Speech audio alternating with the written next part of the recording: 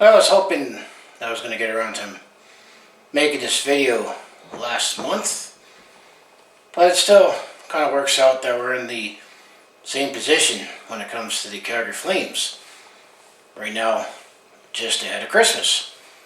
Hi there, it's Brett Hornby here, and welcome back to my YouTube channel. As I'm now on winter break for the next couple weeks. Well, you can say the same thing for the Calgary Flames after they've played their most recent game against the Chicago Blackhawks at home on Saturday, December the 21st against the Chicago Blackhawks.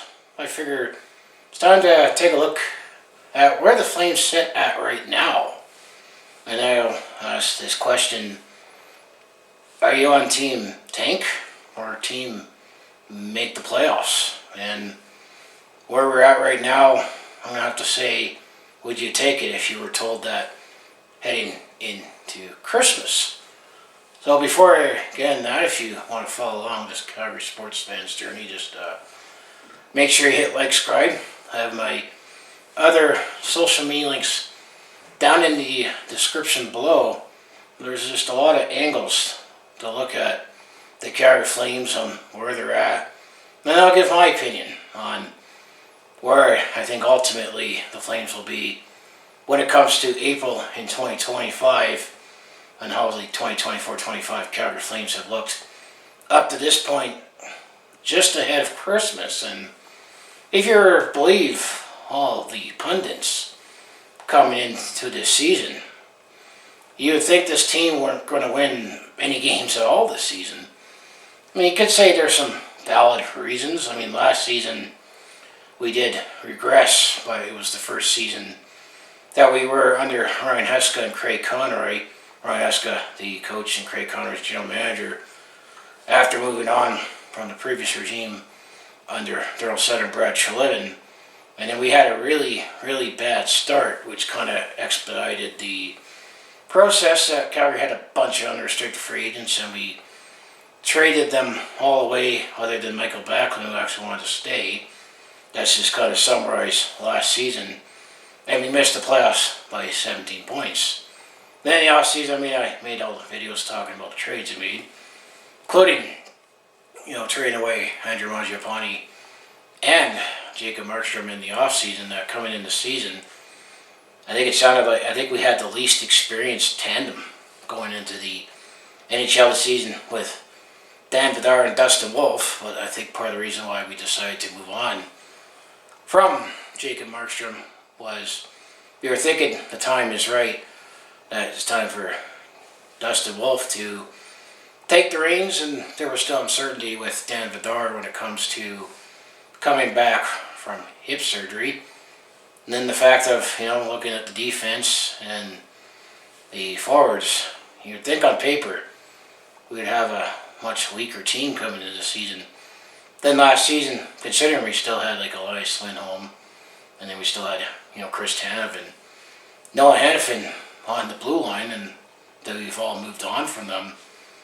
However, we still have players like John Huberdeau, Nazem Kadri, Kenzie Weegar, so it's like, yeah, we did strip the team down. You could say we're still maybe rebuilding or retooling, but we're not like completely stripped the team down entirely. I'd say a couple of reasons being that, a couple players that we have. You could say that our key players right now are under hefty contracts, lengthy contracts that wouldn't be as easy to move, but on the other hand, we do need still some veteran players on this team, for all the young players to, look up to, set an example, set a standard. And I'm going to say, if we happen to, ultimately be in the bottom 5 in the league, it's not because we tried really hard and stripped teams down. And I'm going to say, looking at the league, I think we are probably in that. Still probably in Murray Everett's favorite zone, the mushy middle. But I think there's still a few reasons why we're in that situation. And I'm going to say that might not necessarily be a bad thing, as, we have some of these veterans still have in place. Because I think in the next couple of years, I think this team if we do things right, the things develop right, we should be competitive just in time to close out the Saddledom and move into Scotia Place in 27-28. So if you look at the record the Calgary Flames are at right now, and of course this also piggyback, I made a channel update video. Kirsten's comment was NFK that he actually asked, what are your opinions about the team tank or team playoffs? And I'm going to say this video is going to kind of summarize that, looking at both sides.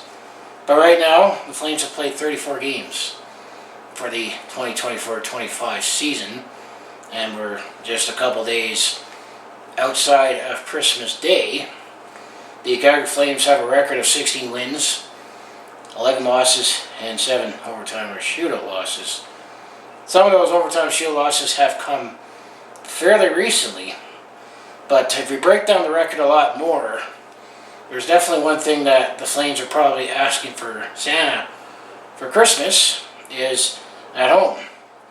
We were pretty good. We were 12-4-3 at home in front of the Sea of Red. You know, kind of makes sense. You get home ice advantage. You want to, you get the home ice advantage. But you think at the same time, if you're in front of home, being at your fans, your paying fans, that maybe you try to show off too much, because this team is kind of the opposite of another Canadian team out west, being the Vancouver Canucks, where strong in one spot and not so the other. Which means that if we're 16-11-7 and we're 12-4-3 at home, that means our road record is a little stinky. And it is, because on the road we're 4-7-4. So Calgary has struggled on the road, but we're pretty strong at home. So if that trend still continues, I still think we'll slowly be out of the picture. And then when it comes to goals for, we have scored 95 goals, but allowed 106. And then in shootouts we are 3-1. A couple of those wins will come from a player that we'll touch upon that unfortunately the feel-good story ended with 39 points. So that puts Calgary, when it comes to the Pacific Division, and in the Pacific Division, I think it's pretty apparent at this stage who are going to be the top 3 teams. Well, Calgary is 5th in the Pacific Division. Vancouver also has 39 points, but they played one fewer game. They're 4th. Vancouver being that team where they're opposite the Flames, where Vancouver's actually played very well on the road, but not so at home. But ho-hum, Vegas once again is leading the Pacific Division. They have 22 wins and 47 points. Then the Kings, they're in 2nd place, 34 points, 43 points. And then the Edmonton Oilers, who have off to a slow start, they have been picking up, I think ultimately the top 3 teams now in the Pacific will be in the top 3. The Edmonton Oilers and 33 teams have 42 points. So I think I got to see those 3 teams fighting out for the top 3. And then you got Vancouver with 39 and 33 games, and Calgary 39 points, 34 games. And then Seattle is kind of a distant 6th. They have played 35 games, and they're 32 points. And then you got the 2 California teams, Anaheim, they've only played 32 games, but have 30 points. San Jose Sharks are actually better this season, but they were so bad last season. And actually they didn't win again in October this season, but they have been picking up recently. But they have 36 games played, have only played 20, and have only 28 points. So I'm going to say the top 3 in the Pacific right now, unless some dramatic changes, will be the top 3. So when it comes to the wild card, actually Calgary and Vancouver occupy the last 2 wild card spots in the Western Conference. And actually a month ago, well, we call it American Thanksgiving because we have Thanksgiving the 2nd Monday in October, but the last Thursday in November is Thanksgiving for the U.S. That's usually also a gauge to kind of see where your NHL team is at in terms of are you going to make the playoffs or not. The Calgary Flames were actually in a playoff spot on American Thanksgiving, and generally to say historically, teams that are in a playoff spot at American Thanksgiving have a 75% chance of making the playoffs. And that also emphasizes having a strong start played a role in that, because the Calgary Flames, I think we were 2-7-1 after the first 10 games last year, and then we didn't really recover from that. We did get close to being, in a playoff spot in February, but we still had to sell off assets that knew we weren't coming back, and ultimately after the trade deadline, we did fall out of the race, but I don't think we had enough talent. But the surprising teams that are outside looking in when it comes to the playoffs, you've got the top three in the Pacific being Vancouver, Los Angeles, and Edmonton. And I think those are going to be the three teams duking it out for the top three in the Pacific. Well, the Central, you got Winnipeg, Minnesota, and Colorado. I think those are going to be the three teams that will be duking it out for the top three spots in the Central. Winnipeg had an incredibly strong start.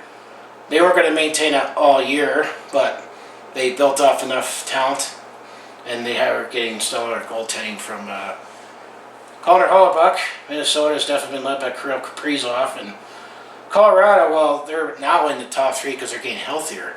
They had a slow start because of injuries, but I don't think you can ever count Colorado. But the teams that were just outside the playoff spot, surprisingly, it's Dallas.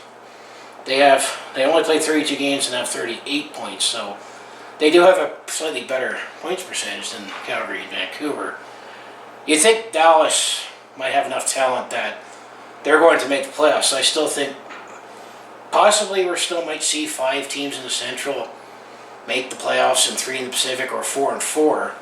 And then the other team I think we could watch for is the Utah Hockey Club. They are 4th in the wild card. They've played 33 games and also have 38 points. So 1 point is behind Calgary, is Dallas and Utah. And then I think St. Louis might be just outside.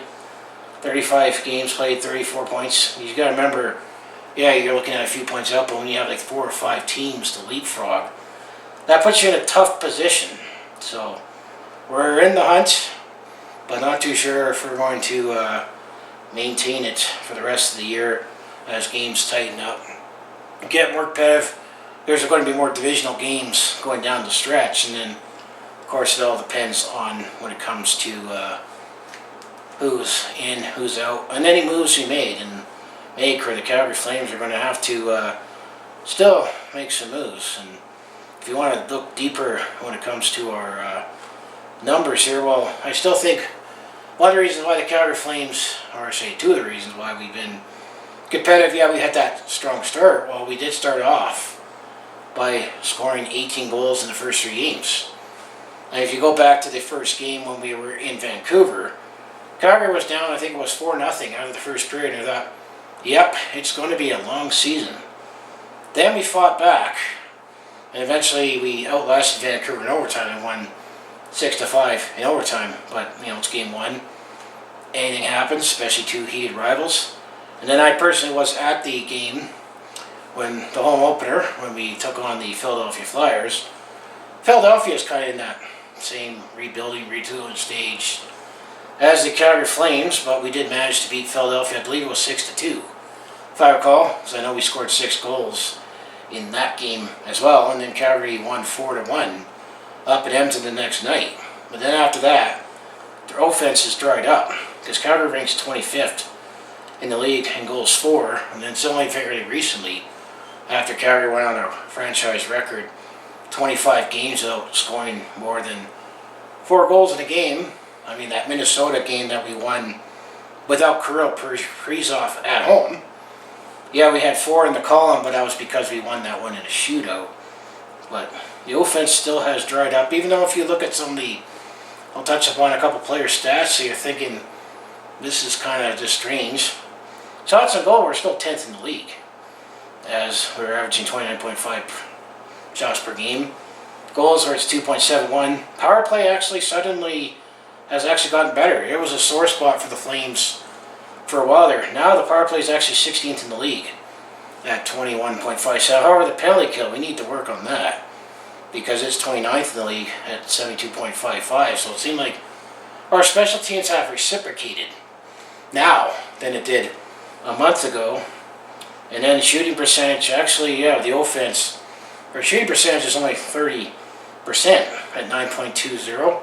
And one of the players that Ryan Husk got tasked to shoot 300 shots is Anthony Mantha. Well, that's not going to happen now because unfortunately he is out for the season, not only for his sake in terms of having a show-me contract and trying to, maybe land another contract next season, but he was one of the pieces that we were hoping that we were going to flip at the deadline, depending on how the season went. And then face-off percentage, well, Calgary's been always saying we've been looking for potentially a new younger center because, well, the fact that especially when we traded out Elias Lindholm last season, you could say only our top two natural centers is Michael Backlund and Nazem Kadri. We're still trying, Connor Zary at center, as well as maybe Martin Pospisil, but our face-off winning percentage is 29th in the league at 44.63, and I'm not surprised by that, considering we only have like two veteran natural centers. And then save percentage, our goaltending actually has been one of the strengths of the team, as Dustin Wolf, I think, has proven that enough. It's early. I mean, both goalies, both Dustin Wolf and Dan Vidar, have 2 shutouts each. Unfortunately, with the case with Dan Vidar, it seems like he doesn't get the run support as much as Dustin Wolf. Winner net, but our goaltending actually, I'm going to say our goaltending and just our group 6 of defense. Yeah, we got Rasmus Anderson, Mackenzie Weegar, but when you throw in at Daniil Maramanov, Kevin Ball, surprisingly, he's actually done very well in Calgary. And then you got like Braden Bahal on the back end. And then you got rotation of Joel Hanley, Jake Bean, Tyson Berry. So we don't have a top 6 that leaps off the page, but a group, nice solid group economically. And then goals allowed, it's 19th, but that's gone up fairly recently because our goaltending and our defense, I think, was so strong, but we're still fairly young in that, 3.09 goals again. And shots allowed per game, we could still maybe tighten up just a little, but we don't. As I mentioned, we got 2 stud defensemen and a nice group of mid-lean defensemen, 25th in the league at 29.53 shots per game. But we're in the hunt in the playoffs, which I'm going to still say it's hard to say what to do if we're going to be on the tank or playoff mode. Because it's nice to make the playoffs, the city gets all excited to see it red. But on the other hand, I don't think this team right now is good enough that I think we can outlast, let's say, a Vegas or a Los Angeles or a Winnipeg, Minnesota or Colorado, or even if we draw Edmonton in the first round. I mean, we could maybe Edmonton, just the natural bell of Alberta. Do you think Calgary in a 7-game series, being on the road, and the fact we haven't won as well on the road as we have at home, could we outlast someone in the first round to pull off an upset? And then when it comes to player stats, well, Jonathan Huberdeau, his contract still sucks. It's still expensive, but after 34 games, Jonathan Huberdeau has just as many goals. He actually has one more goal this season than he did last season with 13. However, he only has 25 points. I'm only saying that because if I project it for a full season, actually he would be on a 60-point pace, and he's leading the team in scoring right now, which is still miles off from that 115-point season that he had his last season in Florida. But he's on pace to score 30 goals for Calgary this season. Keep in mind, his first season in Calgary only had 15 goals and 55 points. Last season he had 12 goals and 52 points. And then last year at this time, I still kind of stand by, and I'm not sure if you can say it's now the worst in the NHL. Still in the top 5 in terms of worst contracts in the NHL, but the fact that the Calgary Flames have like $20 million in cap space, that $10.5 million, and if the cap projected to still go up, maybe that contract maybe won't suck as much. It's still going to be tough to move, but I still was hoping that maybe Jonathan Huberdeau would at least be at a point per game pace. I don't think we're going to see 115 point Jonathan Huberdeau again, but maybe we'll get a 30 goal Jonathan Huberdeau this season. But he's the lead scorer right now in the 60 points. That's slightly better than it was a month and a half ago when we said that Calgary, when Rasmus Anderson was leading the team in scoring. He had a hot start. Now he has 6 goals and 9 points or 15 points. So he's cooled off a little. Maybe he's focusing too much on stare downs hitting these stands. But there was a point there that he was leading the team in scoring, that we were in a playoff spot, but he was on pace to score less than 50 points. Well, keep in mind he's also a defenseman. So I'm going to say our offense is still dried up. On the other hand, our offense can be spread around too. I mean, Huberdeau, Kadri, and then you got Connor Zary and Matthew Coronado.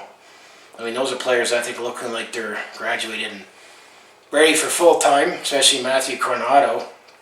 In 29 games, he has 9 goals, 9 assists for 18 points. So, and then we don't think Blake Coleman was going to have a 30-goal season this season, but he still has 8 goals, 9 assists for 17 points. And I'm going to say, when it comes to the most disappointing forward, that I think will be gone at the trade deadline is Andrei Kuzmenko. He's probably going to be gone. Well, in 28 games, he actually has 1 goal, 9 assists, and 10 points, and he's hurt right now. So he's been healthy scratched and he's been injured. So that's going to hurt his value, but hopefully maybe a team could maybe still want him at the deadline for a playoff push. Because, he first came into the NHL a couple of years ago as an undrafted free agent. Came over from Russia and he scored 39 goals, 74 points with Vancouver. And then they had to change a coach from Bruce Berto to Rick Tocchet, a more defensive style. And then Andrei Kuzmenko was in that doghouse with Rick Tocchet. And then he was a salary dump that we got in the Elias Lindholm trade. And all the assets we picked up, and then with the 4th round pick, we got 2 more draft picks out of it. Andrei Kuzmenko, I think, could easily is someone I don't think we're going to sign him not for another $5 million, especially I think it's time for the Coronados, the Peltiers, maybe a Roy Kearns. It's time to move on for Kuzmenko. And unfortunately, we can't trade Mantha because he's injured, and then the one feel-good story player that was on the 4th line turns to Justin Kirkland, who did score a couple shootout winners. Unfortunately, he's out for the season as well, but I think he's definitely a serviceable player to keep on the lineup. And I forgot to mention Danil Marimanov for the other defenseman that's been plugging in our rotating 6, but that's the thing. Our offense is not as strong, but extremely, extremely balanced. I think our top 6, you'd think, has been underwhelming, but our bottom 6 has picked it up, and our young guys have picked it up. I think that's one of the reasons why some were thinking that maybe the Flames weren't going to be as bad this season, as, we are doing more of a youth movement. Zary and Pospisil, they were the players that came up after training camp last season. And if you remember at the start of the season, Samuel Honzek, he's been struggling a little bit with the Rangers after he was with the Flames for the first few weeks of the season. But Rocker Dewar still knocking door, but I think he might be a career up and down depth of organizational player. But I'm going to say it's all the young players coming in to the system that has played a few games or starting to stick around that is going to keep the enthusiasm of the Flames, at least keep us competitive. Me personally, I think we're going to fall short of making the playoffs this season. I think it still wouldn't be a bad thing to get a top 10 pick. Next season for 2026, it sounds like it might be more worth to win the draft lottery. Because the consensus for this season in 2025, I think his name is James Haggins. I know Haggins is his last name. He is an American-born player that is touted to be the number 1 overall pick in this draft. And I'm going to say when you look at like San Jose, Chicago, and then surprisingly Nashville being so bad this year, and then Anaheim, and I mean Montreal is still, they're more in the rebuild stage than Calgary. I think we're better than those teams right now, but I don't think this team, in terms of making the playoffs, I don't think we have enough talent at this stage right now with the roster we have that I don't think we can outlast a team in a 7-game series, especially with their Central or Pacific Division team, depending on how the bracket plays out. But I still like the future of this team, and the fact that I still reiterate, I guess now over a year and a half ago, when Brad Shalivin took the sword and then Daryl Sutter, we moved on from him, that this franchise needed that. And, I still think we need to keep some of the veterans like Nazem Kadri, Jonathan Huberdeau, Mackenzie Weegar, and Rasmus Anderson. I think we need to keep those veteran players, as well as Michael Backlund, to set an example. I mean, if they have, rights in their contract, also move on too. But I think the top priority is still keep them with the team to have with the younger players to show an example of. And Dustin Wolf seems to be, his ceiling is way up in the stratosphere. Not too sure if Dan Vidar is someone we could potentially move on, because he's a pending unrestricted free agent. I mean, the biggest unrestricted free agents that we have up this season is Andrei Kuzmenko and Dan Vidar. I mean, Matthew Mantha, but he's injured, and he's probably eventually just going to probably sign somewhere else after this season. I think if Dan Vidar possibly, definitely going to say Andrei Kuzmenko will be traded at the deadline, and then have Devin Cooley, as he's been lighting up the AHL and goaltending. And I'll touch upon some other recent news before I close out the video with the Calgary Flames that also involve the Wranglers. But what team are you? Are you on team make the playoffs or team tank? Me, I'm kind of not in the tank, because I think the team is talented enough to not tank. But I don't think we're talented enough to make the playoffs. We've just kind of still been in that position this team's been stuck in for years. However, the difference between the era now than the previous era is we don't have as many veterans, and I think the younger players that we have right now that is grinding their teeth right now in their entry-level contracts, players that are in the Wranglers, and also that we drafted, especially this past year, and the impact they're making in their leagues, I'm more optimistic that I think right now where this team's at, and if things project the way they are, I think this team will be a contender. I'm not going to, bet any money or bet my assets on it and then look like a fool later. I'm not willing to take that risk. But I think the future of the Flames is brighter now than it was a couple years ago, where, we're forced to move on from Johnny Gaudreau, and still got to say rest in peace, and rest in peace, I should say, and then Matthew Tkachuk, and doing it in Florida, and then Sean Monahan, where we traded him away. He's definitely looking like he's back in Columbus, probably extra motivated with the Gaudreau and not being injured for a change. And then, with Ryan Huska, I think, he's still cutting his teeth as a coach, and he seems to be that right mix of a coach right now. So I think we're going to probably still be better off getting a top 10 pick this year. Top 5 if we win the lottery, but I think this team should just trust the process, keep the veterans, let the young players develop. And I say the ideal scenario would be a contender to close out the Saddledome in 2027, and then move in the Scotia Place in 2027-28. Another way I forgot to touch upon that the 2026 draft, if we're really lucky and don't make the playoffs, is Gavin McKenna, because he's reported to be the top player in the 2026 draft, and actually is playing with the Medicine Tigers, so it could be nice if we can get him. But if we were to really tank, next season would be the year to do that, for the hopes to get Gavin McKenna, but even then, that's not guaranteed either. But I think this team has too many veterans. We have too much pride, and the fact that I think we're in that, we rebuilt enough, but we're building up now, that I think this team can trust the process, and I don't think it's going to be a long decades rebuild if we continue at the pace we're at right now. So I'm not on hardcore tank. If we make the playoffs, it'd be a bonus, but I'm going to say that'll only be good if it means we make the playoffs and then bow out, make the playoffs next year and progress further.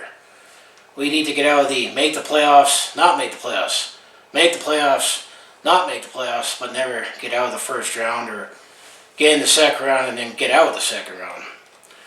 So that's kind of where we're at. I'm going to say with the Flames, we're not as bad as the pundits said we are. I like the position we're in right now. I'll be surprised if we make the playoffs, but I'm not going to be devastated if we don't make the playoffs. And I think we just have too much talent to not tank. Now the last part is the recent news that kind of ties in with the Calgary Flames and the Calgary Wranglers. Is earlier this month, one of the coaches that we brought in, we moved on from Mark Savard, who went to Toronto because he worked with Craig Berube. In the past, we brought in Brad Larson, who actually did spend some time as head coach, mostly with assistant, but a couple years as head coach with the Columbus Blue Jackets. Well, he actually took he just took a personal leave, indefinite personal leave. But ultimately what has happened is the Calgary Flames have made some coaching adjustments. As the last couple of years after Mitch Love, who was the head coach of the Calgary Wranglers, went on to be the assistant coach with the Washington Capitals.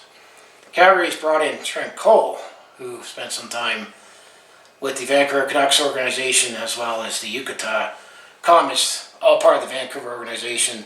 He was named as head coach of the Calgary Wranglers last season going into 23-24. Went to the All-Star game because we were first at the time, and then the Wranglers right now are actually the top team in the league. Well, Trent Cole is now going to be promoted to be the interim assistant coach with the Calgary Flames, with Cale McLean, as well as Ryan Huska as head coach. And then on the Calgary Wranglers, as I'll get the names up, that as Trent Cole is now the interim assistant coach with the, which I'll also put that in the description below. He's now going to be the assistant coach on an interim basis, because I don't know how long it's going to be for when Brad Larson's going to come back. And that the assistant coach for the Calgary Wranglers CHL team, Joe Cirilla, is now going to be the interim head coach of the Calgary Wranglers, now that Trent Cole is up with the Calgary Flames. Brett Sutter, the former captain, who is actually the son of Daryl Sutter, was on the assistant coach with the Wranglers, will maintain that role, but Mark Tangellina, who did spend some time with the Calgary Flames as assistant coach, that he was with Player Development, well, he's now going to be back behind the Calgary bench, but with the Wranglers on an interim basis. So Brad Larson is out, personal reasons, family reasons. Don't say what it is. He's just taking indefinite leave, and it's been long enough now that Trent Cole is going to be up with the Calgary Flames. Joe Cirilla, that he's going to be the head coach of the Calgary Wranglers. And Martin Jelna is now going to be behind the bench with the Calgary Wranglers. So best of luck. I mean, hopefully things are doing all right for Brad Larson, and we'll see how the Calgary Wranglers continue to do with their changes, and Trent Cole being up with the Calgary Flames. He did also spend some time behind the bench as an assistant with the Vancouver Canucks as well, so he has that experience as well. But that's just to tie everything up on how I feel with the Calgary Flames. There was a lot of ground to cover. It's just some strange numbers where we're not scoring as much as you think we would. We're in a playoff spot, but some numbers don't make sense. But this team somehow finds ways to win, and you could maybe say we're the light version of the Calgary Flames in 24-15, where we were the find-a-way Flames, and you could probably say we did overachieve that year, where we made the playoffs and made it to the second round because we had a favorable matchup with the Vancouver Canucks. I felt even though we were the road team, we were favored to win that series, which we did, and then we got schooled by the Anaheim Ducks. We're a light version of that, but I don't think the team that we have right now would be good enough to pull off an upset in the first round, if that makes sense. But it's been fun to watch. I enjoyed the early quick start, emphasizing the strong start is needed, but we had some losing streaks in between, but we're still in the race. We're not bottom feeders, like some say, but we're not contenders either. So that's all I could say about the Calgary Flames at this point. So anyways, I'll close out. If I say you want to follow along this Calgary sports fans journey, just make sure you hit like and subscribe, and my other social media links down in the description below. Are you on Team Tank or Team Make the Playoffs when it comes to the Calgary Flames going into 2025? And do you share many of the same feelings that I have, that you like how this team is going right now? It'd be crazy and really dreaming right now to think we're a contender and we're going to win the Stanley Cup. I mean, that's what everyone's in it for. But we're also not, bottom feeders, as kept hearing all off season. And then I'm going to say there's going to still be some transactions that we need to make, including, I think, shopping Andrei Kuzmenko and potentially Dan Vidar. I'll make videos on that as soon as I can when those come down. So I just want to say go Flames go. Thanks for watching, and I'll see you in the next video.